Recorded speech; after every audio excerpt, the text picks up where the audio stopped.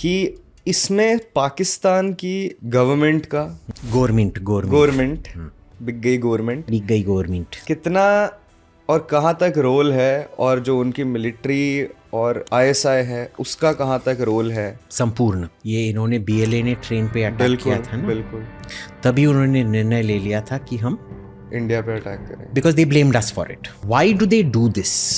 Even the rich ones. It is because of the radicalization of the mullah. अब Saudi Arabia से कोई suicide bomber नहीं निकल रहा है, पहले निकलते थे। क्यों? अमीर वाले। क्यों? क्योंकि उन मुल्लाओं को इजाजत दी जाती थी कि तुम ऐसे पढ़ाओ। ओके अब इजाजत नहीं दी समझ जाता गया है। कहाँ से बना? कम से कम अगर तुम बोलो कि पर्शियन हूं मैं, तब भी मैं थोड़ा मान सकता हूँ कि जो गोरे गोरे पंजाबी लोग हैं वो थोड़ा पर्शियन की तरह लगते हैं, ठीक है। हाँ। पर भाई तू मेरे चेहरा छोड़, मेरे काला मार्किंग है ना, उससे भी काला है तू।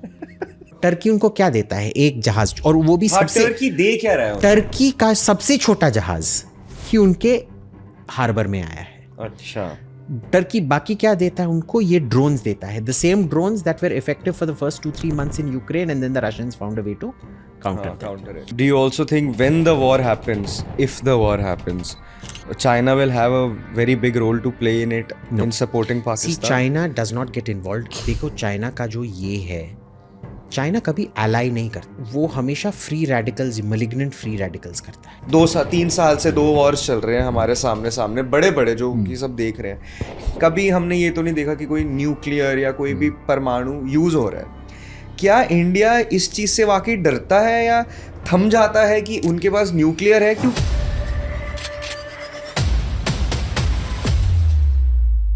मैंने जाके ना एक्चुअली मैं थोड़ा पढ़ना शुरू करा इंडस वाटर ट्रीटी के बारे में, and I was so shocked, और मुझे लगा कि मेरे को पता क्यों नहीं था अभी कि हम कितना पानी वहाँ दे रहे हैं, कि मतलब ये डील साइन भी क्यों और कैसे हुई गई। इसी के ऊपर मैं और डिटेल में जाना चाहता हूँ, जो मैं जाऊँगा आगे अपने जब मैं पढ़ूंगा इसके बारे में। बट मेरे को सबसे बड़ा शौक ये लगा कि भाई हम सब कुछ तो वहां दे रहे हैं, जबकि यहाँ उस समय पानी के लाले पड़े होंगे। हमें इतना प्यार आ गया कि हमने सारा पानी उस time that's not entirely true. It's not that हमारे कोई पानी का ये शॉर्टेज था। उस टाइम भी उस पानी को एक्सप्लॉइट करने के लिए the investment would have been insane. Of course. तो मैं ये भी नहीं मानता हूँ कि नेहरू चिच्चा ने हमारा इंटरेस्ट बेच दिया। No, he did a very smart deal कि जो हम यूज नहीं कर सकते थे वो उनको दे दिया, जो यूज कर सकते थे वो हमने ले लिया। What's up brother, how is it going? सब यीशु की कृपा।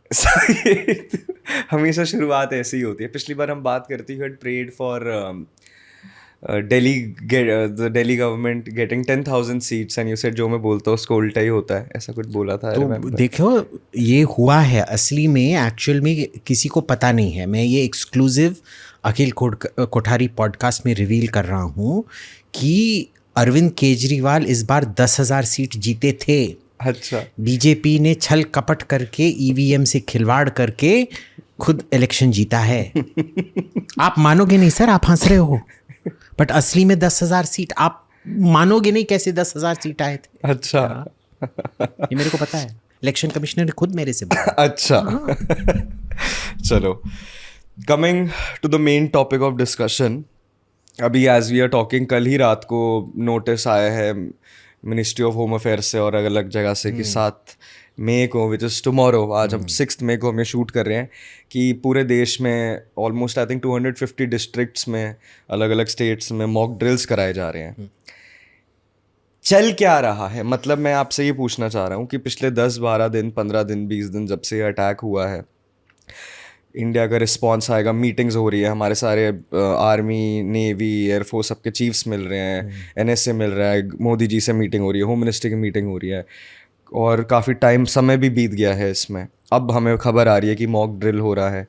What is exactly happening? Because there is so much confusion in the minds of the public, so I think you would have better knowledge on this कि exactly चल क्या रहा है, ये सब हो क्या रहा है हमारे आसपास। सो देखिए, 2 संभावनाएं हैं। एक तो है ये साइकोलॉजिकल वॉर, माइंड गेम्स चल रहा है पाकिस्तान के साथ, क्योंकि ये जो कल अनाउंस हुए हैं सिविल डिफेंस ड्रिल्स, ये डायरेक्ट वॉर बुक से आते हैं। वॉर बुक वो किताब है जो हर सिविक अथॉरिटी को लागू करना पड़ता है जब जंग का ऐलान होता है। ठीक है। ठीक है। और दूसरी बात ये है कि असली में जंग का प्रेपरेशन चल रहा होगा, ठीक है, क्योंकि एक तो हमको पता है कि हम उरी और बालाकोट की तरह कुछ छोटा नहीं करने वाले हैं, कुछ काफ़ी बड़ा ही करने वाले हैं, शायद मल्टीपल हिट्स करने वाले हैं, और उसका जवाब तो आएगा ही वहाँ से भी। अब जवाब पे निर्भर है कि ये फुल फ्लेज्ड युद्ध होगा या नहीं होगा। संभावना है कि फुल फ्लेज्ड युद्ध ही हो जाए, इसीलिए you implement the war book in all border states. अच्छा, अब ये जानबूझ के पाकिस्तान की थोड़ा वो डायरिया निकालने के लिए हो भी सकता है, ना भी हो सकता है, वी डोंट नो। बट देखिए, अगर युद्ध की तैयारी हो रही है, इसमें कम से कम मिनिमम ले लो 3 महीने से लेके 10-15 महीने तक चल सकता है। Let me give you an example. 71 में, हाँ, 1970 नवंबर में ईस्ट पाकिस्तान साइक्लोन हुआ था। ओके, उन दिनों बांग्लादेश ईस्ट पाकिस्तान हाँ था। हाँ बिल्कुल। उसमें क्या हुआ था कि लगभग 2-3 लाख लोग मरे थे। उतने लोग मरे नहीं थे जब वो टाइडल वेव अंदर आ गया था, ज़्यादा लोग मरे थे जब टाइडल वेव वापस समुद्र की ओर जा रहा था ना, सब बहा के ले गया था। अब इसमें क्या हुआ कि जो ऑलरेडी लेटेंट जो गुस्सा था पाकिस्तान के खिलाफ उधर बंगाली लैंग्वेज के ऊपर, बिकॉज उन्होंने सारी बैन कर दिया था, उन्होंने बिंदी बैन कर दिया था, उन्होंने बंगाली ही बोलने नहीं दिया था, क्योंकि वो बोल रहे थे ये तो संस्कृत से है, ये घटिया लैंग्वेज है, तुम ज़रा उर्दू में बात करो। वो ज ज ज ज वैसे ही उर्दू का आवाज़ आता है। तो जब लोग आके बोलते हैं ना ये उर्दू देखिए, शायर लोग उर्दू में बोलते हैं, हम लाइक भाई this is a gag reflex during a, please don't ever से इट इज़। और जब भी मैं उर्दू के गाने सुनता हूँ, उनको अगर बोला जाए कि भाई डालडे के डब्बे में पत्थर लगा के घड़घड़ करो, उनको कैसे लगेगा? तो ये प्रॉब्लम था। ये साइक्लोन की वजह से इट एक्सेलरेटेड द एंगर। बहुत सारे कॉजेस थे, क्योंकि बांग्लादेश सबसे ज़्यादा जीडीपी का इकोनॉमिक ड्राइवर था, पर पाकिस्तान सबसे ज़्यादा रेवेन्यू पाकिस्तान पे खर्च होता था एंड थिंग्स लाइक दैट, ठीक है। So this was a huge problem out there. इसके वजह से सब कुछ came to a head. Refugees started pouring in because the Pakistanis ने हिंदुओं को मारना शुरू कर दिया था। उस टाइम बांग्लादेश का हिंदू पॉपुलेशन लगभग 20% था। 3-4 महीने के अंदर 1 करोड़ लोग वेस्ट बंगाल के अंदर आ गए, वेस्ट बंगाल, असम, त्रिपुरा, इन एरियाज में। अब अगर आप देखोगे 1 करोड़ जो उस टाइम का बंगाल का पॉपुलेशन था, 3 महीने में बंगाल का पॉपुलेशन 33% बढ़ा, 1/3 बढ़ा। अब इसका इकोनॉमिक नतीजा देख लीजिए। बिल्कुल। So it was a very very nasty blow to the economy. 1 crore लोग कौन देखभाल कर सकता है, और वो भी 3 महीने में? इट इज़ इम्पॉसिबल, ठीक है। उस टाइम ही मिसेस गांधी ने लगभग मार्च अप्रैल में ही मिसेस गांधी ने निर्णय ले लिया था कि युद्ध होने वाला है। पर उन्होंने प्रेपरेशन कब तक किया? दिसंबर 1971 तक। सो फ्रॉम मार्च 71 टू दिसंबर 71 तैयारी चलती रही। पूरा ये नहीं कि हम अभी जाके ये करेंगे वो करेंगे ना, ठीक से ध्यान से प्रिपरेशन करो, ऑल ड्यू डिलिजेंस करो, अपनी देश की ताकत बढ़ाओ। फिर भी 1971 जो युद्ध था, उसी वजह से इमरजेंसी अल्टीमेटली जारी हुआ, अगर आप देखोगे, क्योंकि उसमें क्या हुआ था कि पहले तो ये 1 करोड़ शरणार्थी आए थे आपके। दूसरा क्या था कि 1970, और देखिए ये शरणार्थी का तो बोझ एक चीज़ है, जो युद्ध का जो बोझ होता है ना, आर्थिक बोझ, वो भी बहुत ज़्यादा था, क्योंकि युद्ध में कम से कम $3-4 बिलियन एक हफ्ते में ख़त्म हो जाते हैं, ठीक है ना। और ये तो ऑलमोस्ट 2-3 हफ्ते चला था, 2 हफ्ते। सो उसके पहले भी हम काफ़ी इंसर्जेंसी को उधर सपोर्ट कर रहे थे, मुक्ति वाहिनी को। तो इसमें ना हर हफ्ते लगभग $2 बिलियन तो जा ही रहा था। उन दिनों में उतना एक्सपेंसिव नहीं होता था, जैसे 1 billion which in those days was very expensive. लोगों को याद नहीं है कि आजकल हिंदुस्तान में पलते हुए लोगों को याद नहीं है हम कितने गरीब थे उन दिनों में। और फिर क्या हुआ 73 में, जब अरब देशों ने अपना युद्ध खो डाला इजराइल के साथ, उन्होंने ऑयल एम्बार्गो कर दिया और ऑयल के प्राइसेस कहीं चले गए, and it was the entire social stress of that. that ultimately led to the social chaos which resulted in the emergency. वो इलाहाबाद हाई कोर्ट जजमेंट जो था वो बस वो कहते हैं ना वो बाल जिसने ऊंट का पीठ थोड़ा वो था, टिपिंग पॉइंट एक टिपिंग पॉइंट था. हाँ. I don't know if that the straw that broke the camel's back. How do you translate it to? I don't know. तो वो था. So imagine she took what 8-9 months to prepare for war. और वो भी दिसंबर में चुना था कि दिसंबर में ही करेंगे. क्यों? क्योंकि उस टाइम जो हिमालय हैं उन पे पूरा बर्फ लग जाता था और चीन फिर दूसरा फ्रंट ना खोल पाता था. तो बहुत सोच समझ के किया गया. तो इसीलिए ना ये जो चुचुंदर लोग हैं जो टीवी पे आते हैं बोलते हैं अभी क्या कर रहे हो, ये तुम बिहार जाके स्पीच दिया, तुम इधर जाके स्पीच दिया, उधर जाके स्पीच दिया. वो क्यों कर रहे हैं? वो हिंदुस्तान को हराना चाहते हैं. नहीं, कौन हराना चाहते हैं? ये जो, सब अच्छा हमारे देश के अंदर ही जो लोग बैठे हुए हाँ, जो फिफ्थ कॉलम्स हैं के मुजरे वाले हैं, हाँ, समझ गया. वो इसीलिए बोल रहे हैं ताकि we go into something unprepared and our troops get killed. They want our troops to get killed. Let's be clear about it. या बिकॉज अगर मोदी को निकलवाना है ना, उनको लाखों भी हिंदुस्तानी मरे उसका कोई परवाह नहीं है उन लोगों को. So you know that's what's happening.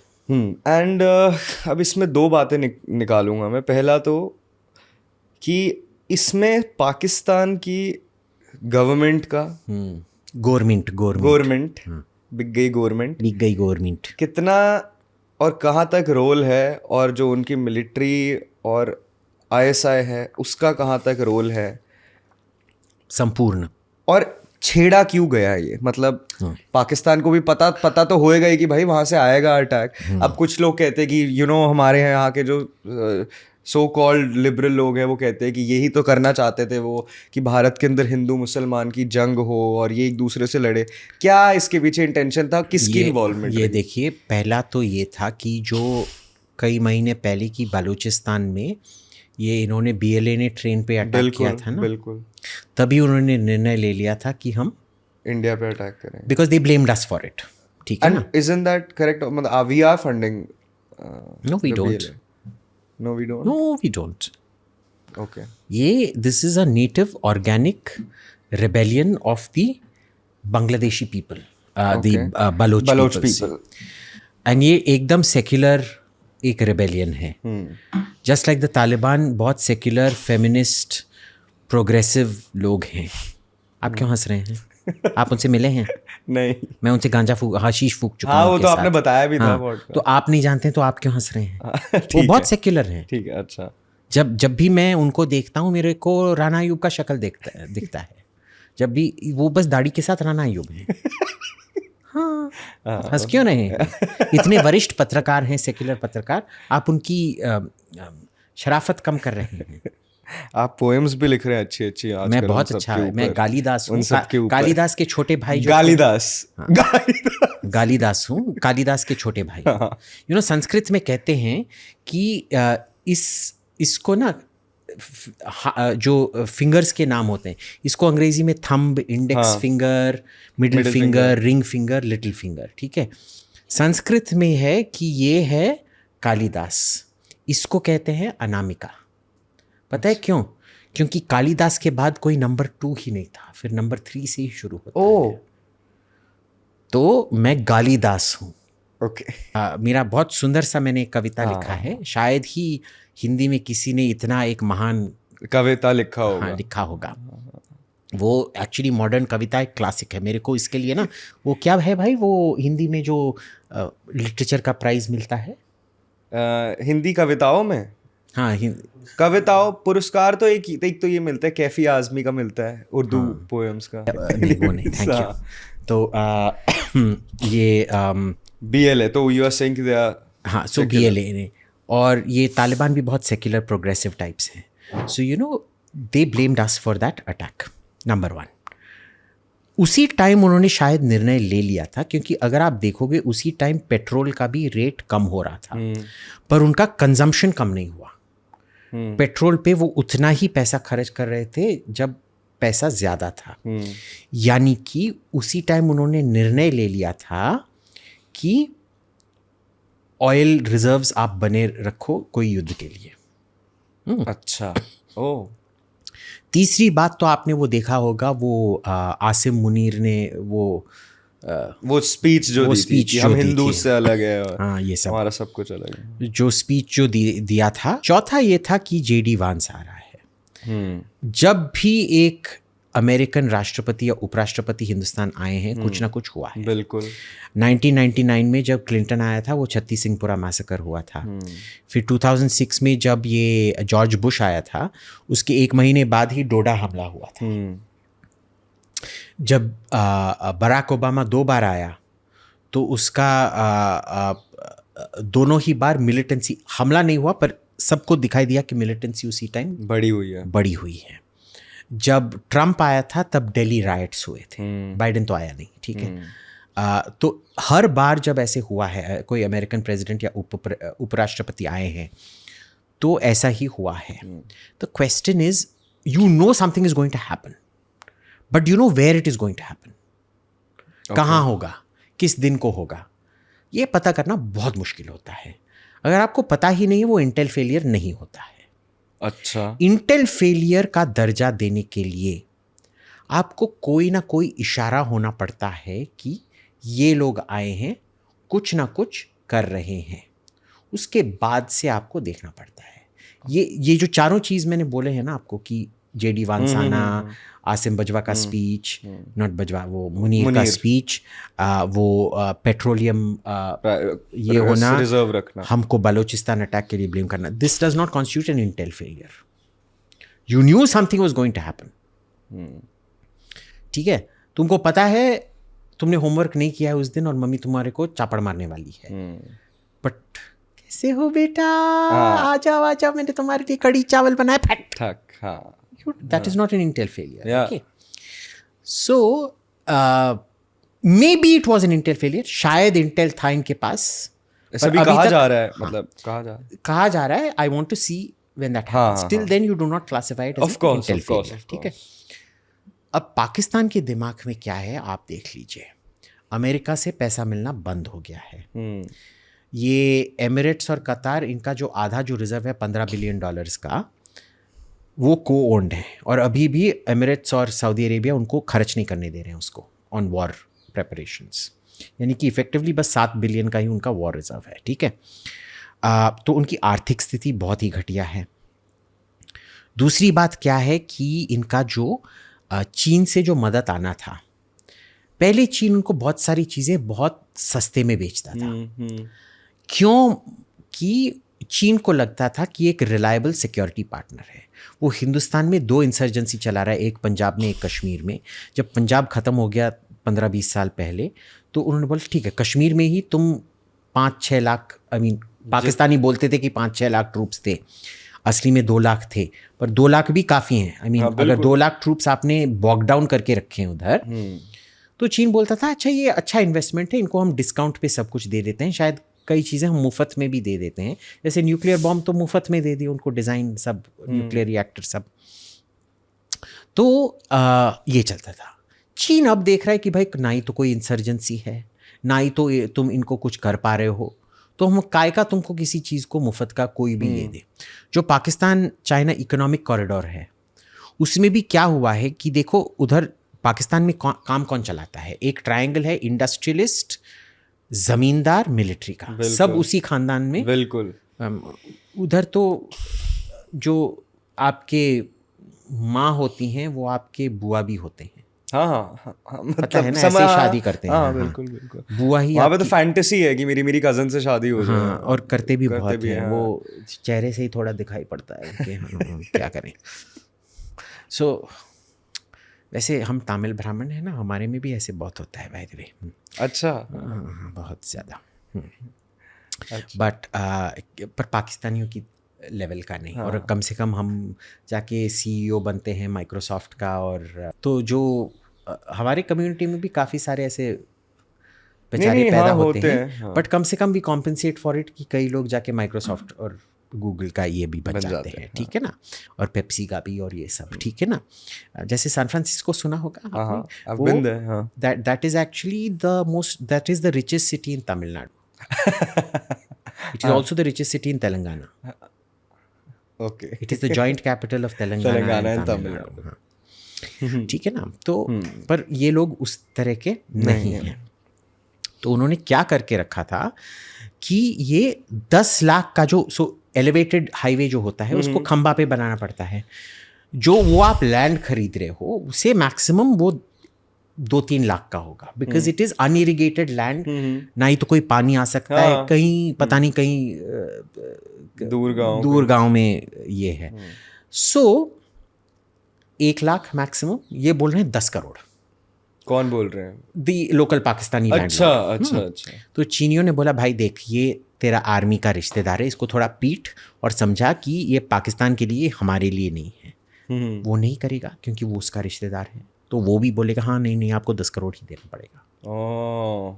So the Pakistan China economic corridor is finished, there is no corridor. इतनी न्यूज़ थी इसके बारे में कि ये CP और पिछले 9 साल से हम ये चाइनीज़ लैंग्वेज में जो हमारे ट्रांसलेटर्स हैं उनसे हम देख रहे हैं कि बहुत गुस्सा है चाइनीज़ गवर्नमेंट में ये पाकिस्तान चाइना इकोनॉमिक कॉरिडोर के बारे में। अच्छा। कि वो विफल हो गया करके।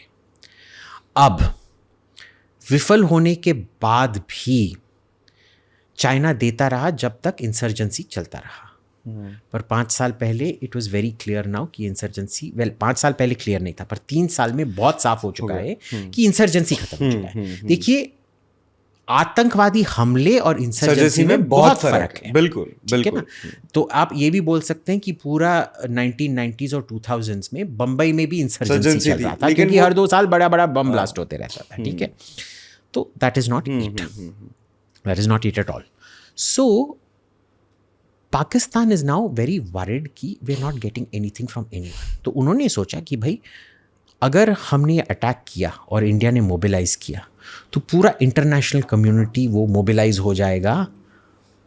पर देखिए, पाकिस्तान वो पाकिस्तान ना रहा और हिंदुस्तान वो हिंदुस्तान ना रहा, तो कुछ इंटरनेशनल कम्युनिटी का मोबिलाइजेशन नहीं हो रहा है। दूसरी बात क्या है, अमेरिका इजराइल गाजा पे फोकस्ड है, इजराइल गाजा ईरान पे फोकस्ड है, यूरोप पूरा यूक्रेन पे फोकस्ड है। इधर का तो कोई बैंडविड्थ ही नहीं है ना। आप कितनी चीज़ें देखते रहोगे। सही बात है। ठीक है ना। So badly timed. उन्होंने वही पुराना, देखिए जब आप रम्मी या जुआ खेलते हो कार्ड्स के साथ, आपके कई सारे ट्रिक्स होते हैं, पर यार अगला बंदा भी वही बंदा ना रहा ना। जब आप वही ट्रिक बार बार खेलते रहोगे, उसको भी पता है कि भाई तुम क्या कर रहे हो, and he will develop counter measures. वो हो गया है, और इस बार वो थोड़ा आश्चर्यचकित हैं कि भाई ये पहले जैसे काम करता था वो अब कैसे काम नहीं कर रहा है। So they are stuck in a very very bad position right now. दूसरी बात ये है कि आसिफ मुनीर ने ये अटैक ऑर्डर किया था बिना अपने 11 कोर कमांडर्स के साथ डिस्कस किए। तो कई सारे कोर कमांडर बहुत गुस्से में हैं। अच्छा। आप देख रहे हो ना, कई सारे उनके यूट्यूब चैनल बैन होने से पहले जो चीज़ें बोल रहे थे उन पे, वो कभी बिना कोई कोर कमांडर के प्रोटेक्शन के बगैर नहीं बोला जाता है, पर बोल रहे थे, यानी कि उनका कोई कोर कमांडर का प्रोटेक्शन तो था ही नहीं।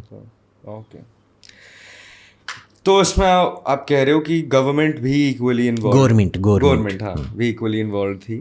और कुछ रीजंस आपने बताया कि क्यों इसकी जो टाइमिंग थी क्यों करा गया। अब अटैक हो गया, इस पे भी मैं 2 चीज़ों पे आऊँगा। पहली चीज़ तो मेरे को किसी ने बात बोली थी कि क्या अगर वहाँ पे 25 करोड़ हिंदू या क्रिश्चियंस या जैन्स या बुद्धिस्ट्स होते कहाँ पाकिस्तान में हैं, मतलब अगर वहाँ पे इस्लामिक रिपब्लिक ऑफ पाकिस्तान नहीं होता अगर वो, तो क्या हमें घबराने की ज़रूरत पड़ती, क्या हमें डर लगता।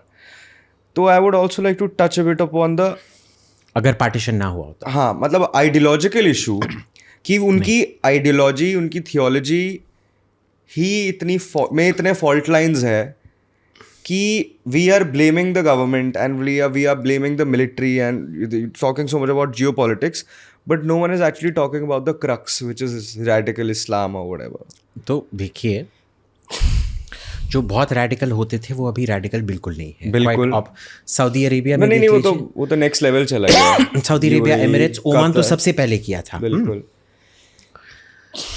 आप देखिए ईरान में भी, ईरान तुर्की में भी लोग आके ये सर तन से जुदा रास्ते पे नहीं करते। हाँ, सरकार ही आके कर सरकार का मोनोपोली ऑफ वायलेंस है। हम्म, ये कहाँ होता है?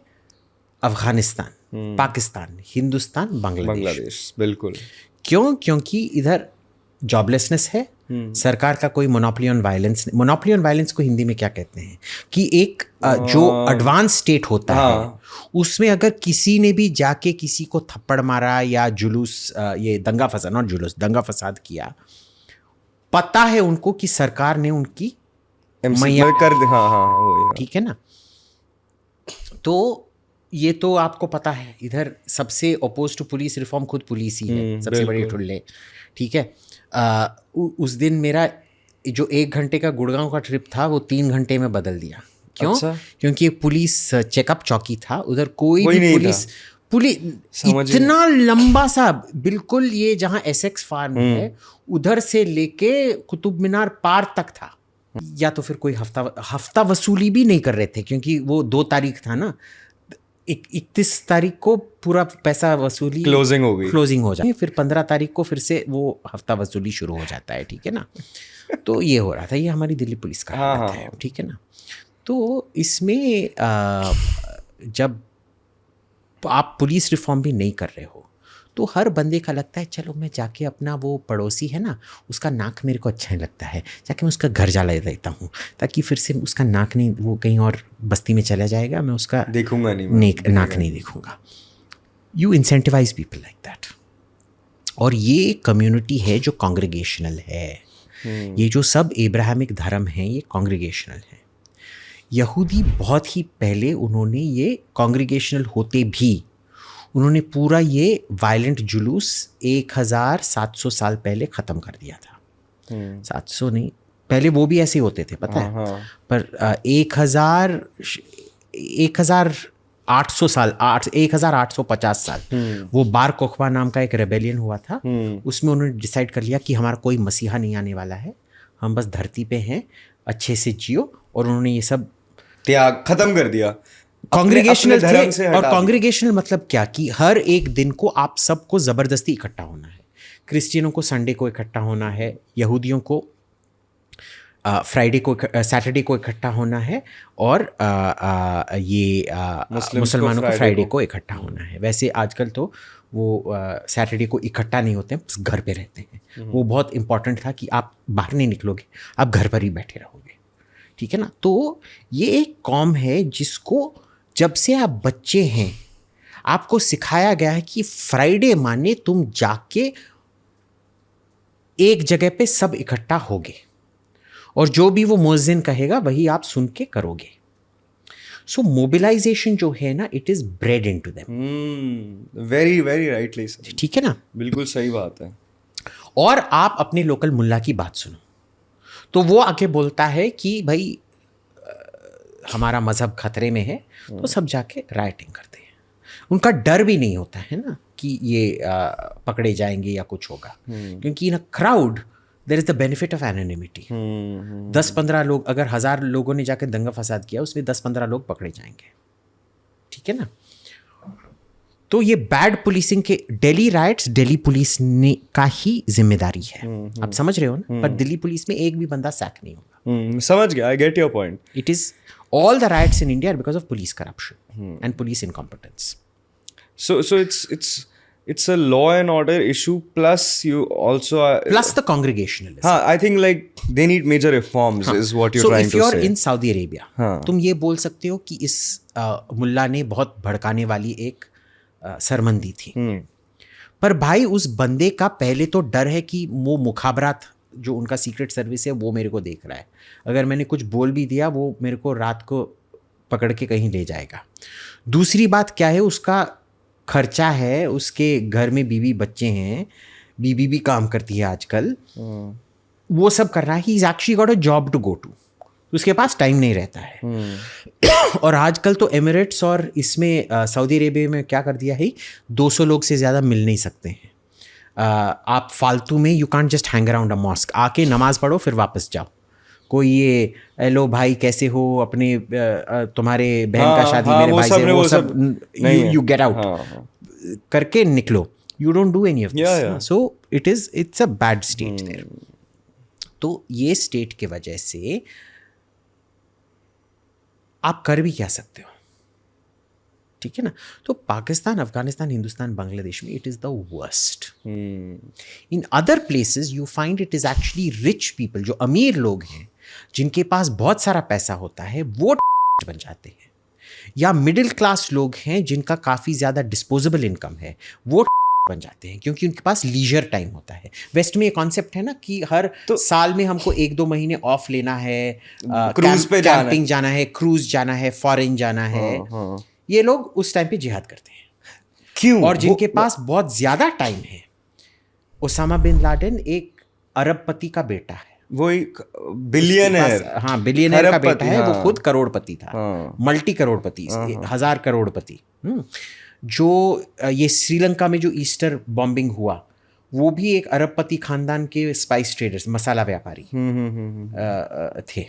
By the way, my father has worked with the Bin Laden family because they used to buy a lot of marble from Italy. हाँ, so because of this, there is this tendency. दूसरी बात क्या है? Why do they do this? Even the rich ones.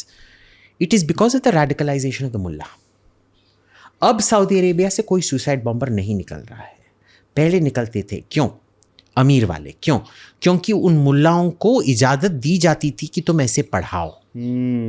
Okay. अब इजाज़त नहीं दी समझ जाता गया। है। फ्रांस में, ब्रिटेन में, अगर आपने, ब्रिटेन में तो वैसे लेबर के नीचे अब फिर से ये हो गया है, पर फ्रांस में अगर तुमने ये किया ना, इमीडिएटली तुमको डिपोर्ट कर देंगे। हिंदुस्तान में भाई कुछ है ही नहीं। हमारे उधर बिरयानी खा के हमसे तो 1000-2000 रुपए लेंगे, उधर बस 50 रुपए का बिरयानी खा के, कौवा बिरयानी, पता नहीं कुत्ते का बिरयानी दे रखा होगा उनको, कुत्ते का बिरयानी खा के, हाँ अरे साहब ना कुछ नहीं आप बोल लो, चलो। So you know, we don't take security seriously in this country. It's a joke. The police force in this country is a joke. So law and order and reforms in Islam. These are the two things, right? Yeah. This is the well, crux. you don't even need to reform Islam. You need to reform the mullah. Technically ऐसे ये अभी ये पृथ्वीराज चौहान पे ये film निकला था ना अक्षय कुमार का, उसमें एक सीन है जहाँ दोनों लोग अलग अलग इंटरप्रिटेशन ऑफ इस्लाम ये कर रहे हैं।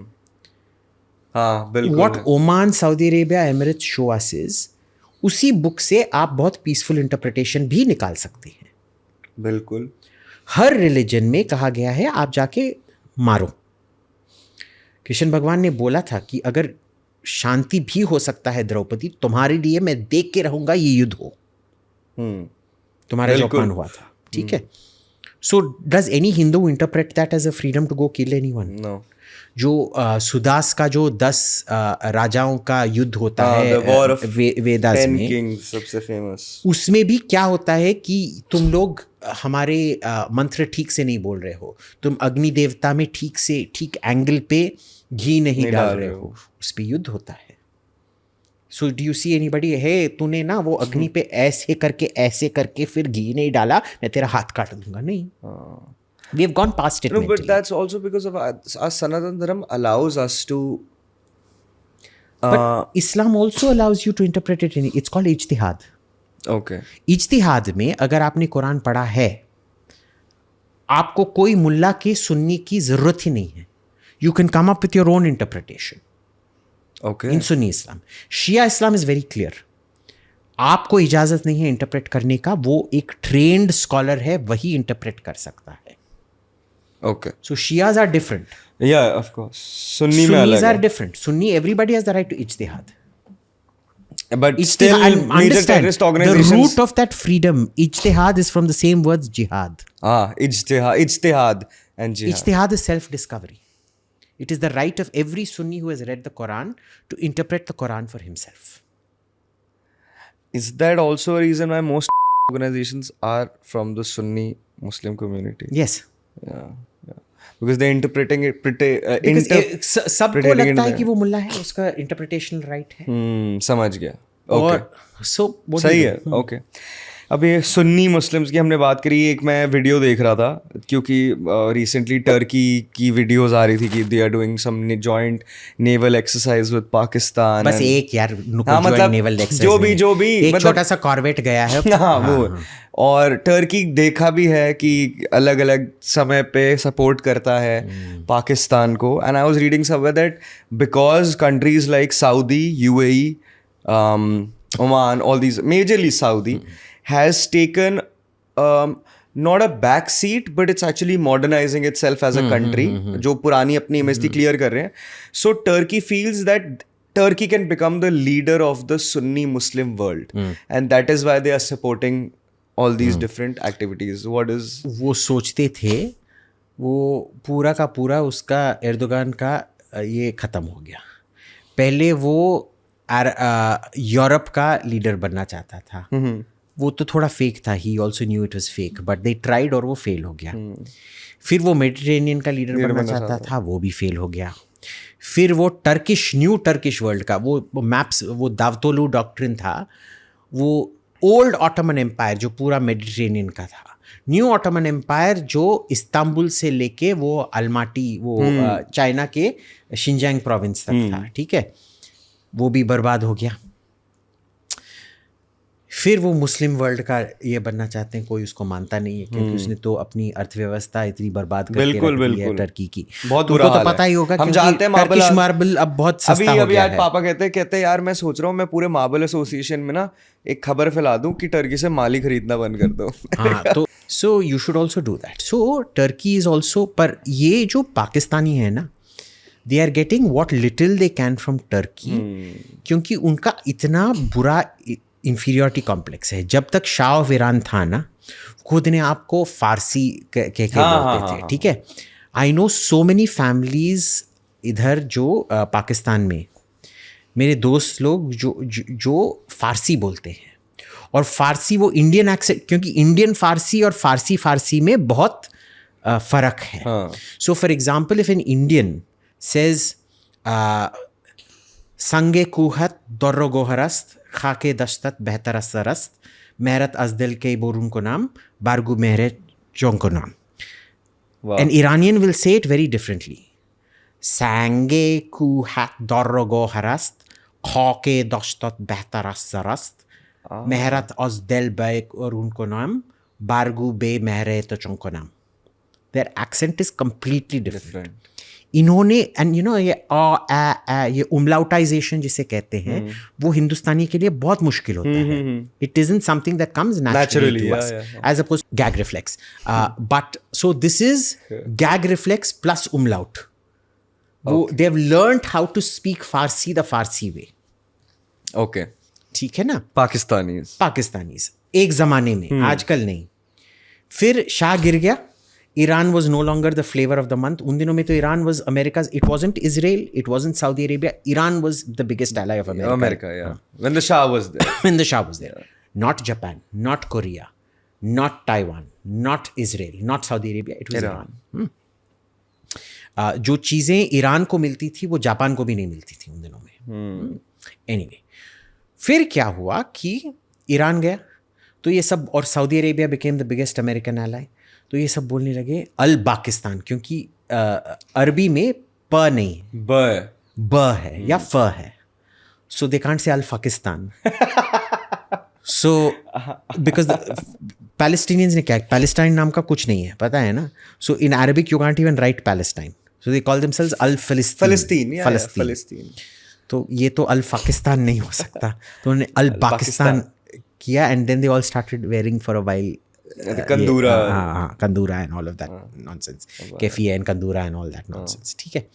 वो भी चला गया फैड, क्योंकि अरब ने बोल दिया। आजकल पता है क्या होता है ना, Dubai, I mean you know this in Dubai ना, यू गो देयर, अगर तुम हमारी तरह लगते हो, they will be like we don't want you in a night club, पर आईडी दिखाओ, अच्छा इंडियन जाओ, हाँ पाकिस्तानी बांग्लादेशी फिट, हाँ, बिल्कुल ये है। There is active discrimination against Pakistanis and Bangladeshis. They are not giving them visa पहले आल्सो तो इंडियंस को भी उसी नजर से देखा जाता था। अब इंडियंस का हाँ हाँ चलो चलो तुम तो हाँ, हमारे हाँ। मेहमान हो, ए चल फुट साला नहीं, पैसे चपरासी। पैसे खर्ची आप आके करोगे, हाँ मतलब बस the amount of exactly money ठीक है Indians ना। spend तो over there. इंडिया का जो रेस्पेक्ट है सऊदी अरेबिया में not so much No, because it is but in the cities Yes, in the they can cities. differentiate between workers and Yes. high spenders, and if you look like an Indian high spender, they treat you with great respect. Yeah, but in UAE तो everywhere Everywhere Indians get different level respect, Bangladeshi, Pakistani, and because they can't tell the difference, ID देख के ही चांटा या तो तुमको कुनाफा मिलेगा या तो फिर चांटा मिलेगा। अगर हिंदुस्तानी पासपोर्ट है कुनाफा मिलेगा, अगर पाकिस्तानी बांग्लादेशी पासपोर्ट है चांटा मिलेगा, ठीक है ना। और वो थोड़ा सूंघ से ही पता चल जाता है because they can't afford perfume ना, only we can afford perfume, तो दैट्स अ डिफरेंट मैटर। तो उसमें ना तो ये हो गया। अब रही बात कि Arabs treating them like dirt, where do they go now? उन्होंने एर्तुग्रुल देख लिया और अब वो समझते हैं अच्छा हम तुर्क हैं। वाह। So within the space of 70 years, anything to deny the fact that they're Indians originally. You know, Turks come from northern China.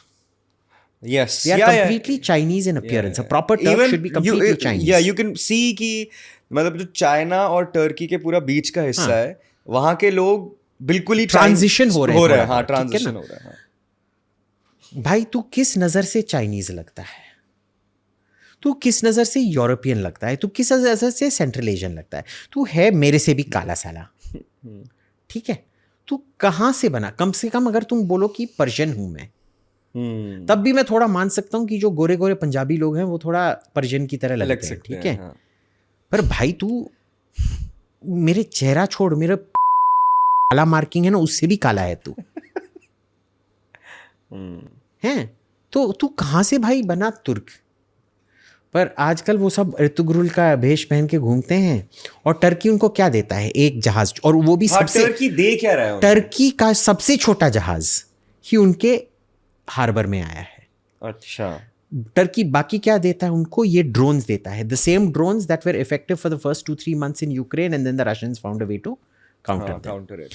फिर क्या टर्की देता है? हर उनका जो republic day parade equivalent parade होता है ना, उसमें वो मेहतर बैंड देते हैं। वो Mehter is this Ottoman style band. अच्छा। बहुत वो घटिया सा सुनाई देता है, लगता है कि अगर जब पाद मारोगे ना, वो हमारे कोच लोग जो स्कूल में विसिल लगाते थे ना, वो गोल उसके अंदर जो घूमता है वो फिर पाद मारो, वो पाद का साउंड कैसे आएगा? वो मेहतर बैंड साउंड लाइक दैट।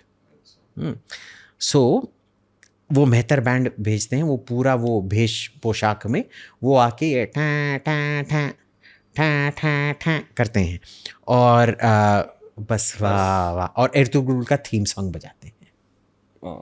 इतना वाहियात देश है, they don't even know who they are. Pakistani. So what do you expect from a country like that? But what about this leader leading the Sunni world? मतलब ये उनके दिमाग में है? Listen, they've been disabused of that notion. जब तुमको सुन्नी लोग अपने इक्वल ही नहीं मानते हैं, जानवर की तरह तुमको ट्रीट करते हैं। एक सुन्नी कंट्री मेरे को बोलो जहाँ एक पाकिस्तानी को वेलकम किया जाता है, not Indonesia, not Malaysia, not No, I'm not talking about Pakistan. I'm talking about Turkey. Nobody accepts them. एक देश बोलो जिनके साथ उनका रिश्ता खराब नहीं है। हाँ, सबके साथ ही खराब है। सबके साथ लिटरली सबके साथ एक्सेप्ट खराब। अजरबैजान, पर अजरबैजान शिया देश है। Okay. They're Turkish Shias. The Turkish Shias. है ना? कहाँ से निकला अजरबैजान? कहाँ से टूटा था? From Iran. From Iran. Okay. So it was part, for most time it was part of the Iranian Empire. फिर 1870 में 1870 के करीब या 1880 में क्या हुआ था कि जो रशियन एम्बेसडर था तेहरान में, उसको एक मॉब ने आके मार दिया था। अच्छा। So the Russians launched war. They captured the whole of Armenia, Azerbaijan, Georgia, Chechnya, all of these places. And बदले में उनको एक 4-5 बहुत बड़े हीरे भी देने पड़े जो उन्होंने हमसे लूटे थे, जो आजकल मॉस्को के स्टेट आर्मरी में मिलते हैं, स्टेट डायमंड फंड में। अगर आप क्रेमलिन में जाओगे, आर्मरी का अलग से टिकट है, वो क्रेमलिन टिकट में इंक्लूडेड नहीं है। आपको स्पेसिफिकली जाके स्टेट डायमंड फंड का टिकट लेना पड़ेगा, बहुत महंगा टिकट है। उधर सब के सब जो हीरे हैं वो हिंदुस्तान से आते हैं। ओके। और जो हमारा दूसरा बेटा है बांग्लादेश, वो भी अभी कोशिश कर रहा है कि हमें तंग करे, छेड़े इंडिया को। वो तो काफ़ी समय से ही कर रहा है। अब उसको लग रहा है कि ये सही टाइम है कि इधर कुछ होए तो हम इधर से भी तंग करें। क्या करोगे? उनका मिलिट्री देखा है? या कुछ है तो नहीं उनके, कुछ है नहीं। Now they can do lots of unconventional stuff, terrorism, और be a springboard for terrorism. पर आप मेरी बात मानो, ये हमने पहले भी बात किया था, ये सरकार ज़्यादा 1-2 साल से ज़्यादा टिकने वाली नहीं है उनकी। Bangladesh he is already becoming very unpopular. अभी थोड़ा इकोनॉमिक रिकवरी हुआ है 1-2 महीने के लिए, क्योंकि वो क्या है कि जो ये 90 डे का टैरिफ रिलीफ मिला है ना, उसके तहत जो अमेरिकन प्रोड्यूसर्स हैं वो अभी बल्क बाइंग कर रहे हैं, अमेरिकन रिटेलर्स। समझ गया, तो एकदम से सेल वॉल्यूम, क्योंकि अभी 90 दिन में टैरिफ लगने वाला है ना, तो जल्दी से जितना खरीद सकते हो खरीद लो अभी के रेट पे, क्योंकि अभी 90 दिन में टैरिफ लगने वाला है और फिर हम खरीद नहीं पाएंगे। अब हो गया, देखो मानो वॉर हो गया, मेरे को एक चीज़ जाननी है कि इंडिया किस तरीके के, मतलब मेरे को जो आर्टिलरी है इंडिया वर्सेस पाकिस्तान, जो कि एक अगर फुल स्केल वॉर अगर हम मानते हैं कि होएगा, क्या है, क्या चीज़ें यूज़ होती है, किस तरीके की वेपन्स यूज़ होते हैं, किस तरीके के प्लेन यूज़ होते हैं, दोनों की साइड से मुझे जानना है अगर ऐसा हुआ। यार वी डोंट नो कि क्या इस्तेमाल होगा। नहीं, मैं ये नहीं कह रहा क्या इस्तेमाल होगा, मैं कह रहा हूँ क्या है हमारे पास इस्तेमाल करने के लिए जो इस तरीके की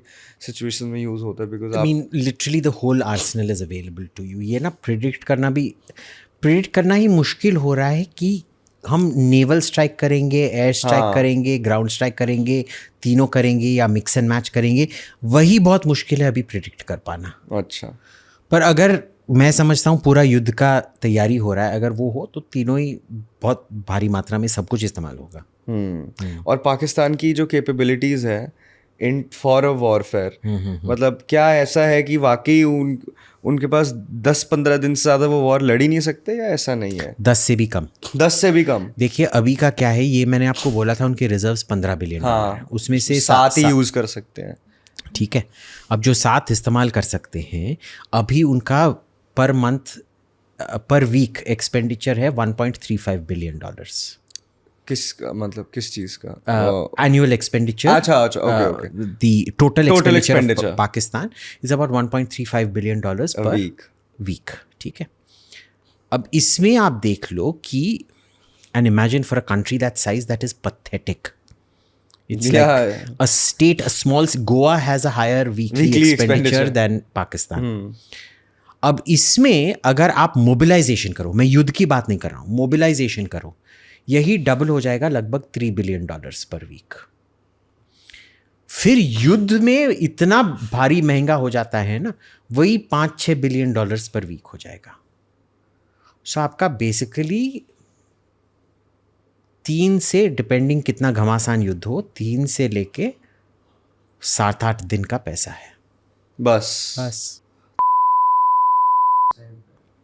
Not if they can terminate the war in 5 to 6 days. हाँ, then they can claim victory. So right now हमारा जो मॉडलिंग दिखा रहा है, 60% प्रोबेबिलिटी है कि हमने अगर मोबिलाइजेशन बहुत ज़बरदस्त किया, वही हम पे पहले मार करेगा, क्योंकि ऐसा कोई भी सिचुएशन नहीं है लॉन्ग टर्म वॉर में जो वो जीत पाता है। फिर आपको परमाणु हथियार इस्तेमाल करना पड़ेगा, जो वो करना नहीं चाहता है।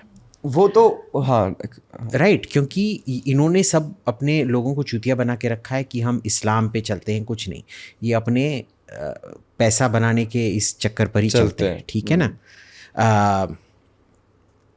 वैसे ये जो है, ये आसिम मुनीर इतना मेडल पहन के रखा है, कौन सा युद्ध लड़ चुका है भाई? वो किसी ने बोला भी था कि यहाँ पे कितने स्टार्स लगाते हैं और कितने मेडल पहनते हैं, युद्ध इन्होंने आज तक एक भी नहीं जीता।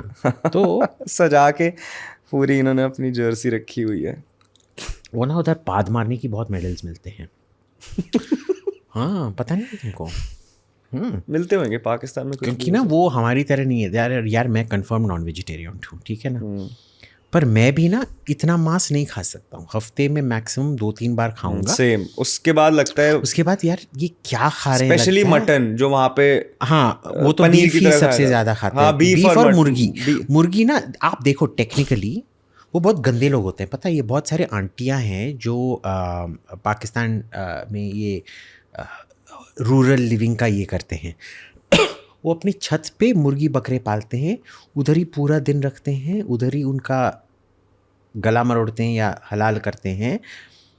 सब खाना टट्टी उनका ऊपर ही होता है घर के। इमेजिन, अब देखो अगर आपको आलू या कॉलीफ्लावर उगाना हो, आप उसके लिए बारिश पे निर्भर हैं, धूप पे निर्भर हैं, वो उगने के लिए। अच्छा, तुम भी गांजा फूक रहे हो, वेरी नाइस, ओके। तो उसमें क्या है कि 3 महीने लग जाएंगे आपको। रोज़ जाके आपको काम करना पड़ेगा, उधर थोड़ा खेती बाड़ी करना पड़ेगा, देखना पड़ेगा कि कोई डिजीज़ ना आया होगा, पेस्ट ना है, ये ना है। फिर फर्टिलाइज़र का पैसा लगाना पड़ेगा, वो पेस्टिसाइड का पैसा लगाना पड़ेगा, या ऑर्गेनिक तो और भी एक्सपेंसिव हो जाता है, organic control of pests and things like that, okay. मुर्गी देख लो 20-30 दिन में रेडी हो जाएगा। It is actually cheaper to rear a chicken, then to grow and one chicken will feed the entire family, which will happen in 30 days. Every 30 days. So if you start, it is actually, you can technically, if you look at it, a chicken doesn't cost more than 20 to 30 rupees per chicken cost price. So ये खा खा के इन्होंने अपनी पूरी digestive system खराब करके रखी है। Because you need roughage, you need vitamins and Of things which you course. only get in. You need protein, sure, but there are other things also for a there are balanced lots diet. of other things, right? इनका digestive system इतना खराब है, इसीलिए वो ना पाद के सुर, पाद की ध्वनि, पाद का वो कैसे इस पे मेडल मिलता है। अरे सच बता रहा हूँ, आपको अगर विश्वास नहीं होगा गूगल करके देख लीजिए। ChatGPT, गूगल तो करना ही बंद कर दिया अब हमने। Is it true that Pakistani generals are given medals and promotions for farting? ये करके देखेंगे जवाब क्या आता है।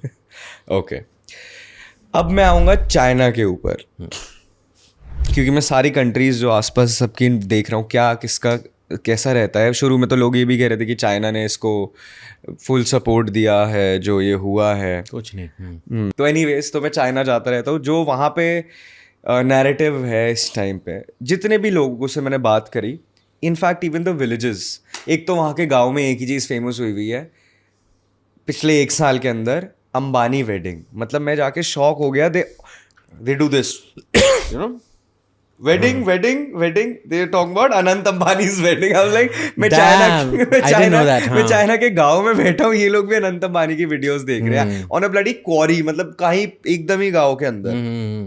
तो वहां पे नैरेटिव ये है, शहर में भी गांव में भी, जितना मैंने समझा सुना, कि they are, the public is completely pro India and they hate the Americans and they only wish कि हमारा, मतलब they always say, even my partners over there, कि India China should be one, India China should be one, मतलब that's the overall sentiment in the public. And I feel somewhere I also feel the same in terms of कि भाई अगर ये एक ऐसा relation है जो सही हो जाएगा तो वाकई बहुत अच्छा होगा दुनिया के लिए। अमेरिका ने जो चाइना के ऊपर टैरिफ्स लगाए, उससे अमेरिका चाइना की हालत वाकई थोड़ी बहुत ख़राब हुई। मेरे को नहीं पता एग्जैक्ट क्या है, क्योंकि आपको एग्जैक्ट चाइना का कभी कुछ पता नहीं लग सकता कि क्या चल रहा है क्या नहीं चल रहा। बट ओवरऑल जो लगता है कि हाँ वो शायद रिकवर कर जाए, बट एकदम से तो उनको झटका लगा हुआ है। और अब they are also searching for other options. जैसे मैंने देखा पिछले 3 महीने में there were news that I read कि China and India are also mending their problems, मतलब कहीं ना कहीं छोटा मोटा जितना भी वो कर सकते हैं। अब ये हो गया बीच में, तो इससे इंडिया चाइना के रिलेशन में क्या आएगा? And because I was seeing जो हम मॉक ड्रिल्स कर रहे हैं वो पूरे चाइना के बॉर्डर पे भी कर रहे हैं, जो 7 तारीख को हो रहे हैं। तो मतलब इज दिस एन इंडिकेशन की no, those were announced months back and we very clear we not normalizing links with China. we're not normalizing we are links with not. China. जो बिजनेस करना है बिजनेस करेंगे, पर political राप्रोशमा तुम भूल जाओ। और हमारे दृष्टिकोण से जो बहुत सही है कि देखो, किसी भी टाइम हमने ये शुरू नहीं किया है। 62 भी तुमने ही शुरू किया था फालतू में। What did you gain? ठीक है, उनका ये दृष्टिकोण है पॉलिटिकली कि हमारे सरहद पे कोई भी एक पावरफुल स्टेट नहीं होना चाहिए। ठीक है, तो ऐसे ही रखो। हमने बहुत कोशिश की थी, मोदी ने कितने सम्मान से तुमको वो महाबलीपुरम में ये सब किया था, और उसका नतीजा क्या निकला? तो he is now, Modi is very very clear कि भाई जो भी होगा ये नॉर्मलाइजेशन नहीं होने वाला है। And Modi has done this before. वो नवाज शरीफ के घर भी गए थे। पहले जो स्वेरिंग इन था 2014 में, ये सब इन सब को बुलाया गया था ना, नवाज शरीफ सब रीजनल लीडर्स को। फिर नवाज शरीफ के घर में जो शादी था उसके लिए भी मोदी गए थे, एकदम लैंड करके गए, बिल्कुल पुराने दोस्त की तरह बात कर रहे थे वो लोग। फिर जब जो हुआ उसके बाद ही just cut off completely and no rapprochement. We have cut them out completely. With China, we're doing very much similar things.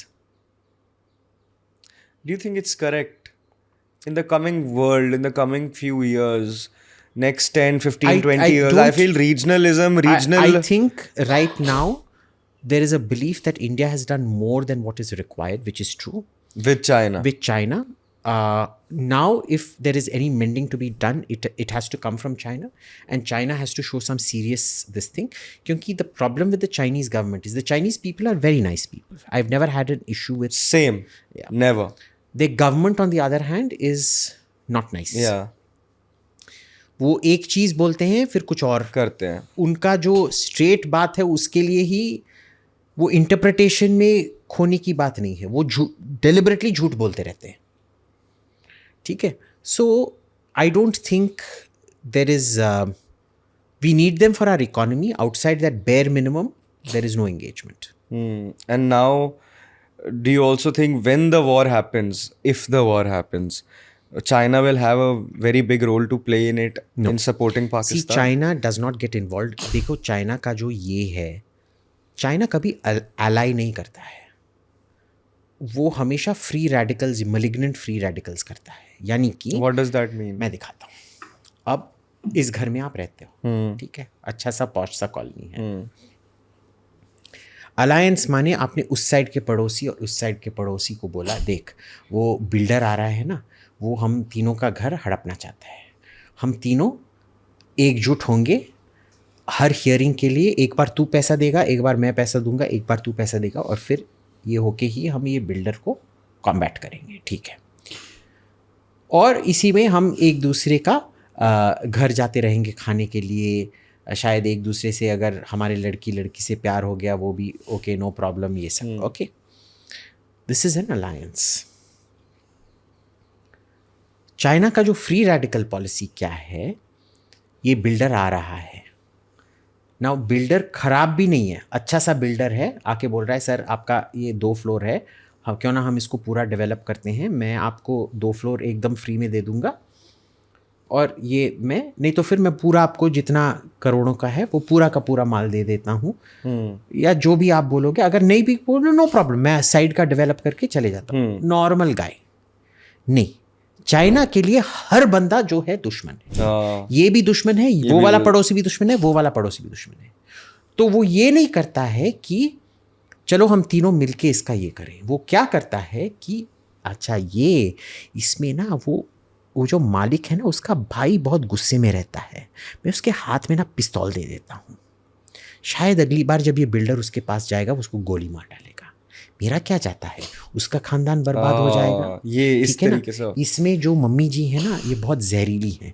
मैं जाके बोल देता हूँ, क्योंकि ये मम्मी जी का जो बेटा है वो ना उस बिल्डर उसका दामाद है, तो मैं बोल देता हूँ, बिल्डर से बोल दूंगा कि ये बेटी चक्कर चला रही है, और मम्मी जी से बोल दूंगा कि वो बिल्डर चक्कर चला रहा है, और मम्मी जी के हाथ में भी एक पिस्तौल थाम देता हूँ। ऐसे लड़वाएगा वो। This is what China believes. America is what? Case number 1. America and Europe. China is case number 2. और वो पिस्तौल न्यूक्लियर बम होता है, इसीलिए उसने कोरिया को दे रखा है, पूरा जापान और साउथ कोरिया को थाम के रखने के लिए। इधर पाकिस्तान को दे रखा है ताकि हिंदुस्तान थामा रहे। South east Asia nuclear free zone है, तो उधर लाओस को वो अलग किस्म से भड़का रहा है, पूरे आसियान को भड़का के रखने के लिए। ओके, ठीक है। रूस has effectively become a Chinese colony and they do उसको यूरोप को थाम के रखने के लिए। Russia has become effectively okay. Now it's a monopsony situation. Monopoly समझते हो ना? Monopsony- no, मोनोपली जब एक ही सेलर होता है, मोनोप्सनी जब एक ही बायर होता है। ओ, रशिया को कोई बायर ही नहीं बचा है ना चीन के सिवाय, इस तरीके से। सो अभी this is how China thinks, it's a zero sum game. अभी आप सब बुरे हैं, सबको हमको नीचे टान के रखना। मतलब मैं कभी कभी अपने दिमाग में सोचता भी हूँ जब मैं चाइना जाता हूँ कि यार ये हमसे इतना आगे हैं, 30-35 साल आगे हैं अभी हमसे, हम क्यों ना सब छोड़ के एज अ छोटा भाई की तरह इनके साथ रिश्ता बनाए कि भाई साथ मिलके काम करते हैं। बट अगर दूसरी साइड से अप्रोच ही ये है तो फिर भारत कुछ भी नहीं कर सकता उस केस में। So which is why I think the approach of the government is quite correct. Okay, We shouldn't be engaging with them. If anything has to come, it has to come from that side. You said one thing कि उसने पाकिस्तान को nuclear पकड़ाया हुआ है India को थाम के रखने के लिए। Really do you think? क्योंकि मैं ये बहुत बार सोचता हूँ अपने दिमाग में कि सब लोग के पास न्यूक्लियर है। माई फादर ऑलवेज सेज कि बेटा जो बम बना है ना वो कभी ना कभी तो फटेगा ही। हाँ, फटेगा ही। कि वो ऐसे ही बना के नहीं रखा, वो कभी चाहे आज ना हो चाहे 50 साल बाद हो, वो फटेगा जरूर। क्या आज हम ऐसे सिचुएशन में है कि हमें एक्चुअली डर है कि हमारे ऊपर न्यूक्लियर अटैक हो जाएगा? अभी हमने वॉर देखे, 3 साल से 2 वॉर्स चल रहे हैं हमारे सामने बड़े बड़े जो कि सब देख रहे हैं। कभी हमने ये तो नहीं देखा कि कोई न्यूक्लियर या कोई भी परमाणु यूज हो रहा है। क्या इंडिया इस चीज से वाकई डरता है या थम जाता है कि उनके पास न्यूक्लियर है? क्योंकि क्या पॉसिबिलिटी है चलने की? मेरे को ये बताओ। I want every one of our viewers to consider this question.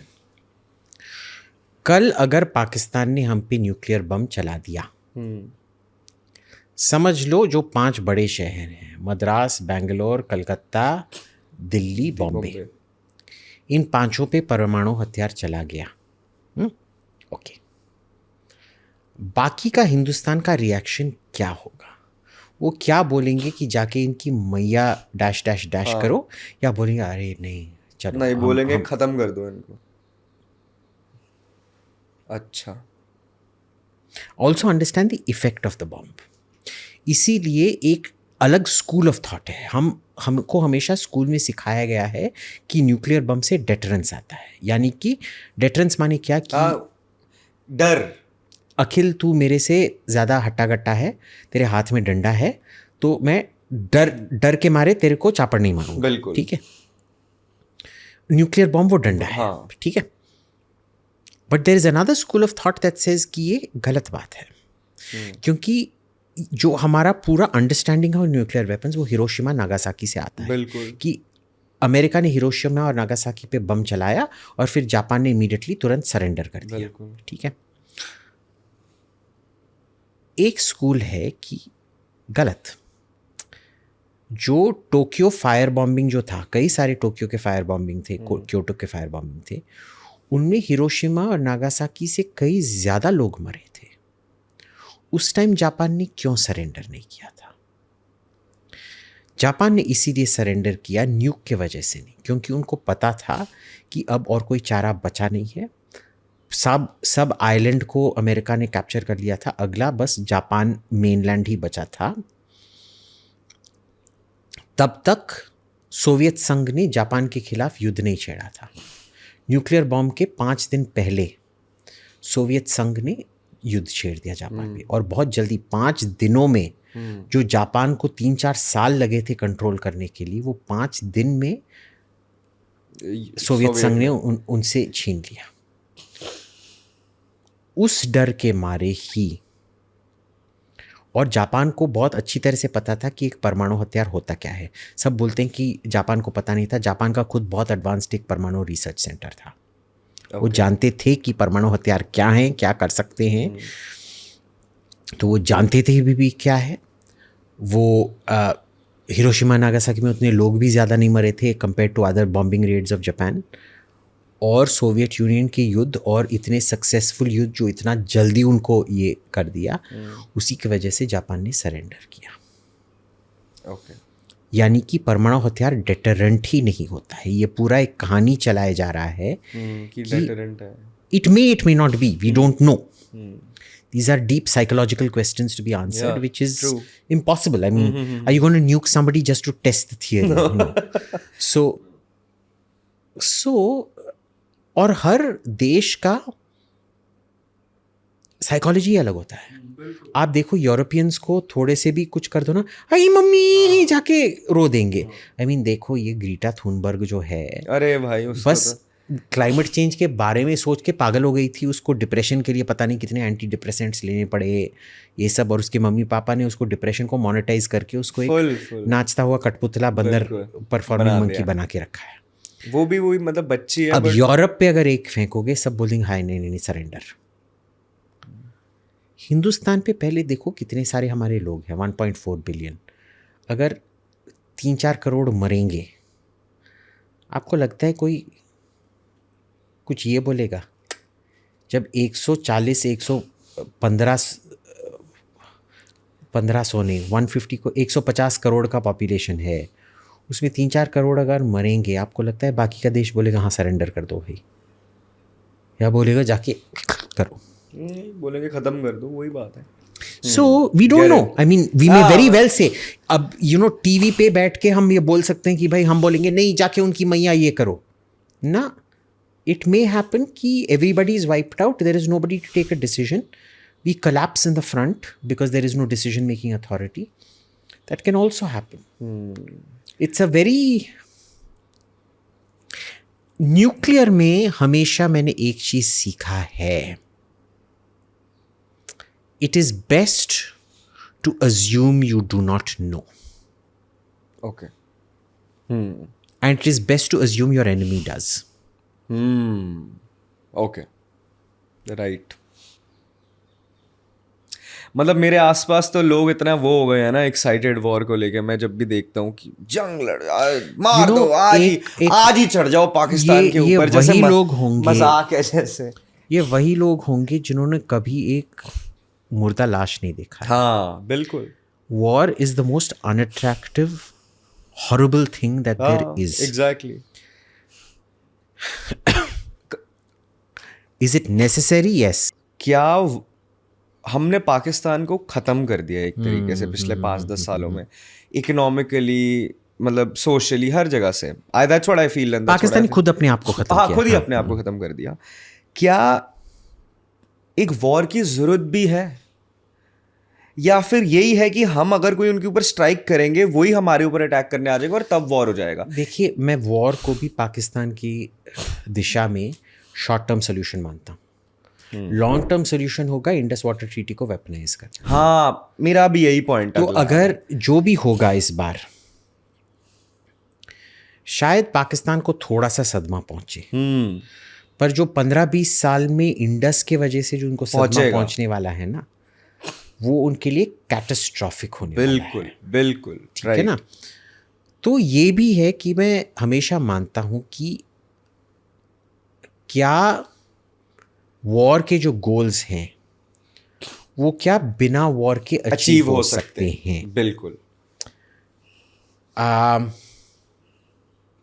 It's worth seeing, it's worth testing.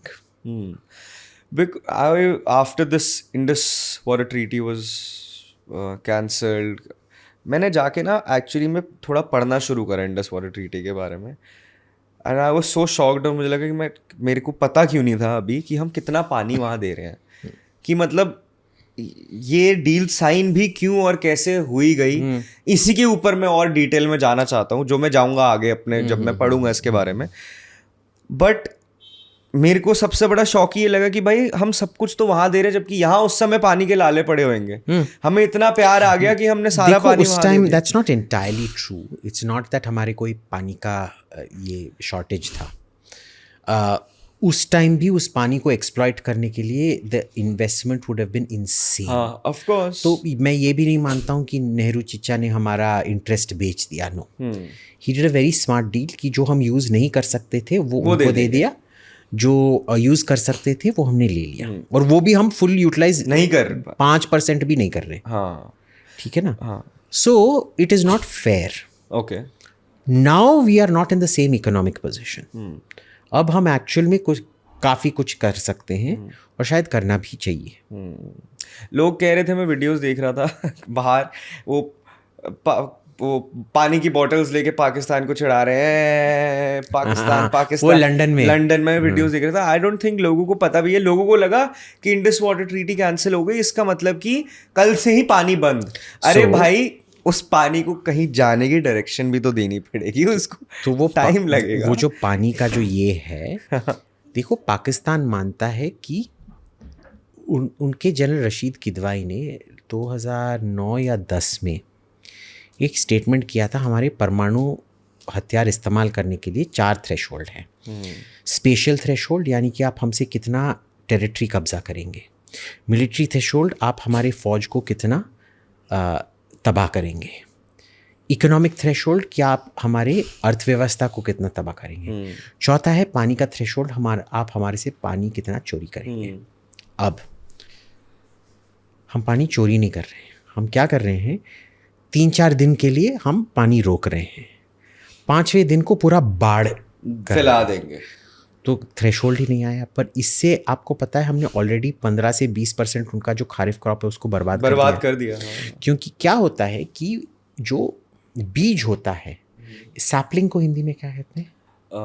Sapling को हिंदी में जो बच्चा पौधा। हाँ समझ गया। उसको बच्चा पौधा ही बोलते हैं। बच्चा पौधा। जो बीज होता है वो मिट्टी के इतना नीचे लगाया जाता है, वो बच्चे की तरह होता है। बहुत जैसे बच्चों को ना हर 2 घंटे केयर देनी पड़ती है, उनको केयर देते रहे, दूध पिलाना पड़ता है, ये सब उसकी तरह है। आपने 5 दिन के लिए अगर पानी रोक के रखा, इसका क्या होने वाला है? तबाह। ओके, अब जो इस प्रोसेस में तबाह नहीं हुआ, 5 दिन के बाद आपने पूरा पानी खोल दिया, पूरा जो टॉप सॉइल है इसके साथ बह गया, क्योंकि इतना प्रेशर आएगा पानी का भी, वो भी तबाह करने वाली चीज़ है। समझ रहे हैं ना आप? हमने ऑलरेडी बहुत बर्बादी कर दी है। यानी कि अगर हमारे एस्टिमेट से 15 से 20% उनका ऑलरेडी क्रॉप बर्बाद हो गया है। बहुत बड़ी अमाउंट होती है 15 से 20% for an agrarian economy also huge. और वो भी अब खारिफ का जो प्लांटिंग सीजन है जिसमें उनका मेन क्रॉप्स है सरसों, जो सरसों के तेल के लिए आपको तो पता है पंजाब सिंध पख्तूनख्वा में सब कुछ सरसों के तेल में ही पकता है। ठीक है, गेहूँ, वो तो गेहूँ खाने वाले हैं, मैं तो चावल खाने वाला हूँ, वो रोटी वाले हैं। आपने गेहूँ बर्बाद कर दिया। तीसरा जिससे वो पैसा कमाते हैं वो है मेथी, वो भी आपने बर्बाद कर दिया। बचा क्या है फिर? ठीक है ना? तो उनका जो 1.35 बिलियन पर वीक मैंने बिल बोला था ना, वो भी आप अब अभी देखने वाले हैं। अगले 2-3 हफ्ते में ही आप देखेंगे उनका फूड इम्पोर्ट बिल भी थोड़ा बढ़ जाएगा और ऐड हो जाएगा। और वहाँ पे बिलावल अगर आप इंटरनेशनल मार्केट में बासमती और मेथी का स्टॉक्स खरीदना चाहते हैं, खरीद ले। स्पेक्युलेटिव फ्यूचर्स अगर खरीदना चाहते हो basmati and methi, trading advice from mister Abhijit Iyer. Trading advice. और वहाँ पे बिलावल गांधी भुट्टो जी कह रहे हैं कि या तो यहाँ पे पानी बहेगा या हिंदुस्तानियों का खून।